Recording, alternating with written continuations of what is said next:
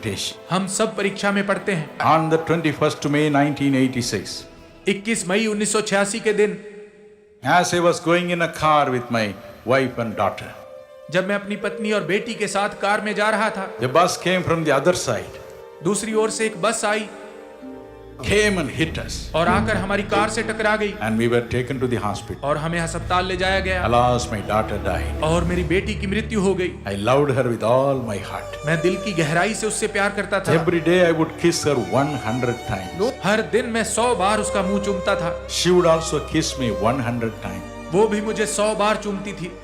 She was 17 years old at that time. उस समय वो 17 वर्ष की थी। I loved her from the bottom of my heart. मैं अपने दिल की गहराई से उससे प्रेम करता था। When this happened, जब यह हुआ, my whole heart was broken. मेरा दिल चूर चूर हो गया। I didn't know what to do. मैं नहीं जानता था कि क्या I करूं। told my wife, मैंने अपनी पत्नी से कहा, I will never preach this gospel again. मैं कभी सुसमाचार का प्रचार नहीं करूंगा। I will never do this again. मैं अब यह कभी नहीं करूंगा। Why should this happen to my child? मेरे बच्चे के साथ ही ऐसा क्यों हुआ? She's the only joy for me. वह मेरे जीवन का एकमात्र आनंद थी।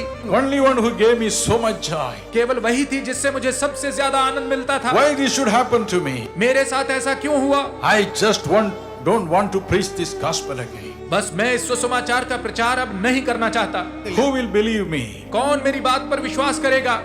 If I say that God is good, who will believe यदि me? मैं कहूंगा परमेश्वर भला है तो कौन मेरी बात पर विश्वास How करेगा? can I preach that God is love? कैसे मैं प्रचार करूंगा कि परमेश्वर प्रेम है? 1,000,000 times I said that. Lakh बार मैंने ये बात कही।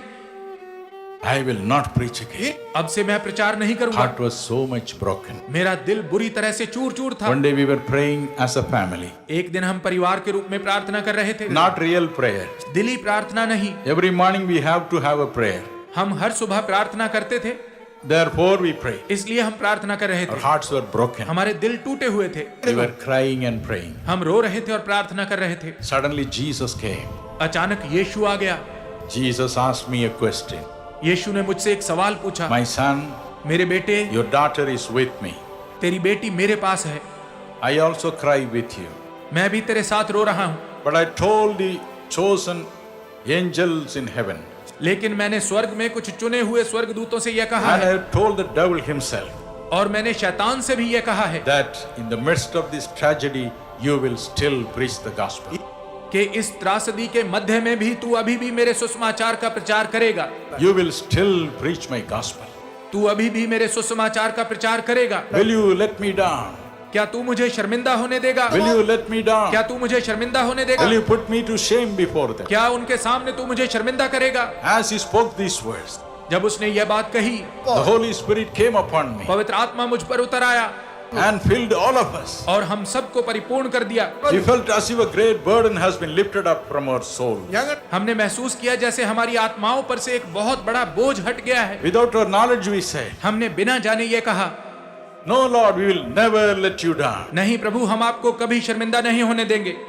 We will still preach the gospel. हम अब भी सुसमाचार का प्रचार We will करेंगे। still preach the gospel. हम अब भी सुसमाचार का प्रचार करेंगे। My dear brothers and sisters, मेरे प्रिय भाई और बहनों, when you go through a temptation, जब आप किसी परीक्षा में से गुजरे, when you say, My heart is broken, जब आप कहें मेरा दिल टूट गया है, I can't practice Christianity anymore, अब मैं मसीही जीवन नहीं जी सकता, I can't serve God anymore, मैं अब परमेश्वर की सेवा नहीं कर सकता, He pleads for you in heaven. तो वह स्वर्ग में आपके लिए विनती करता है। Oh, He will lift you up again. वह निश्चय आपको फिर से उठा खड़ा करेगा। My dear brothers and sisters, मेरे प्रिय भाई और the बहनों, greatest gift that we get from God is love.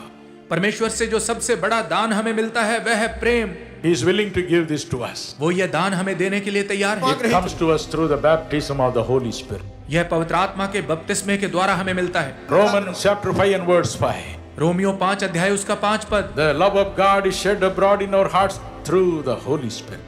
परमेश्वर का प्रेम पवित्र आत्मा के द्वारा हमारे हृदयों में उंडेला जाता है। May God fill you with the Holy Spirit. परमेश्वर करे कि वह आपको अपने पवित्र आत्मा से भरे। May God grant you this